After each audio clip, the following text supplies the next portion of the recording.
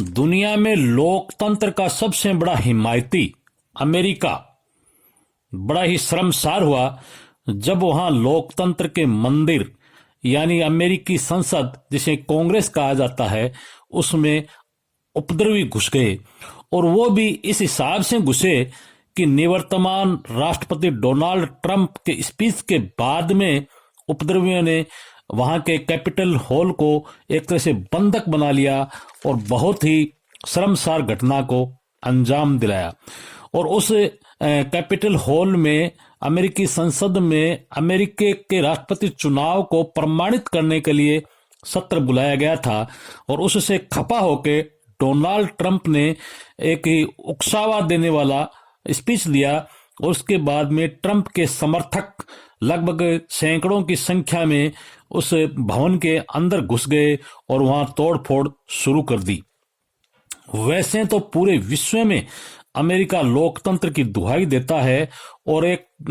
तरीके से एक प्रक्रिया से चुनाव हारने के बावजूद ट्रंप उस हार को पचा नहीं पा रहे थे और शुरू से ही तरह तरह के बयान दे रहे थे। जब कहीं भी उन्हें राहत नहीं मिली तो उन्होंने अपने समर्थकों को हंगामा करने तक की नसीहत दे दी और उसी के अनुसरण में यह सब कुछ हुआ। देखने वाली बात यह थी कि जो रिपब्लिक के पार्टी के सांसद थे यानी ट्रंप की पार्टी के सांसद भी इसे खपा हुए और उन्होंने डेमोक्रेटिक पार्टी को अपना समर्थन दिया और ये कहा कि ट्रंप की ये कार्यवाही है वो शर्मसार करने वाली है।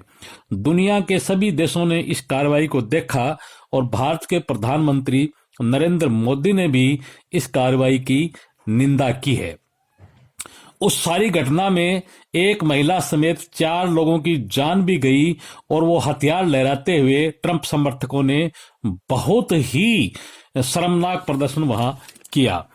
अब जहां दुनिया के किसी अन्य देश में किसी भी तरह की स्थिति पैदा हो जाती थी तो लोकतंत्र के नाम पर अमेरिका हस्तक्षेप करता था, चाहे वो इराक हो, चाहे ईरान हो, चाहे कुवैत की घटना हो या चाहे दुनिया के अन्य हिस्सों में हो। लेकिन आज वो अमेरिका के लिए खुद के लिए एक काला दिन है जहां वो खुद ही अपने लोकतंत्र के मंदिर में एक निवर्तमान राष्ट्रपति के